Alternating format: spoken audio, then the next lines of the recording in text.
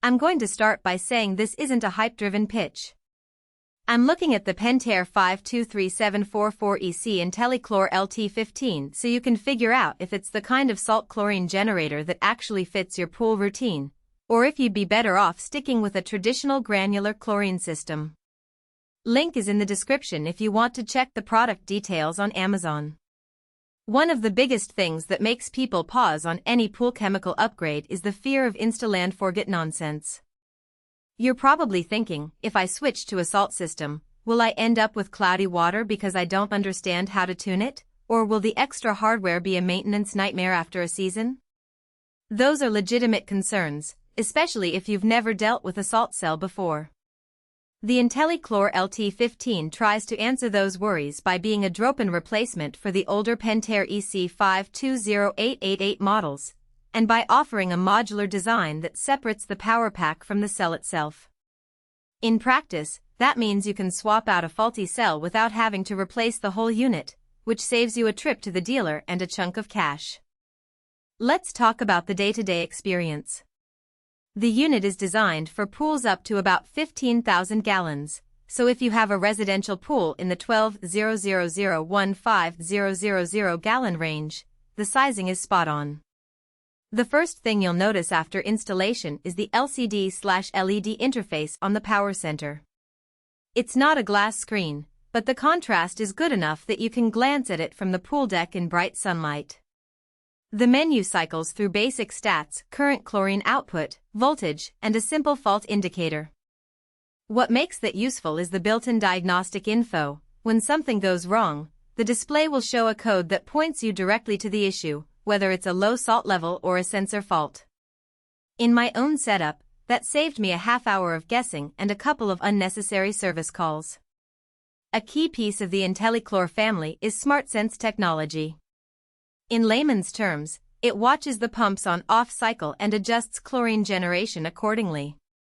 If your pump runs a few hours a day, the cell will still keep the chlorine level within the target range, but it won't overproduce when the pump's off. For owners who run a variable speed pump on a schedule that includes nighttime or low-flow periods, this means you get consistent sanitation without the chlorine spikes that sometimes happen with older, fixed-output cells. I've heard pool owners complain that their water smells like swimming pool chemistry after a night of low pump activity. With SmartSense you're less likely to notice that, because the cell scales back output when it senses low water movement. Now, who actually benefits from this system? If you're already using a Pentair IntelliChlor Power Center and you've been happy with the basic functionality, upgrading to the LT15 is a logical step.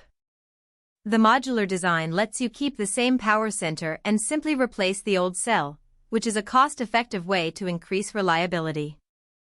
Homeowners who enjoy a hands-off approach, they want set and forget for the season, will find the LT15 appealing because once the salt level settles at the recommended 3000-3500 ppm, the system does the rest.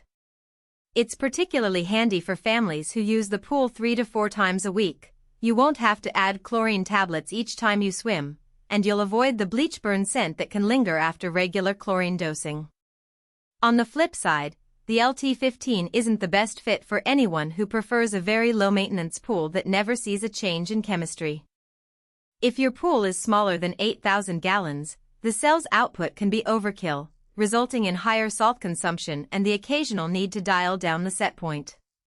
Also, if you're not already in the Pentair ecosystem, say you have a different brand of pump and automation, you'll have to verify compatibility with the existing power center. While the product claims it works with the broader Pentair automation system, in the field you sometimes hit a snag where the new cell doesn't communicate perfectly with a third-party controller. That extra compatibility check can be a detour if you're not comfortable doing a little research before purchase. Let's address the hidden trade-offs. The biggest one is the ongoing salt demand. Salt cells consume sodium chloride to produce chlorine, and while the amount isn't huge, you'll need to keep an eye on the salt level at least once a month. If you're used to buying a 10-pound bag of chlorine a season, you'll now be adding a similar amount of salt on a regular basis. That isn't a massive cost difference, but it does mean you have an additional item in your pool care inventory.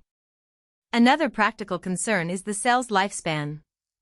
Pentair lists a typical lifespan of about 3 to 5 years, depending on usage and water chemistry.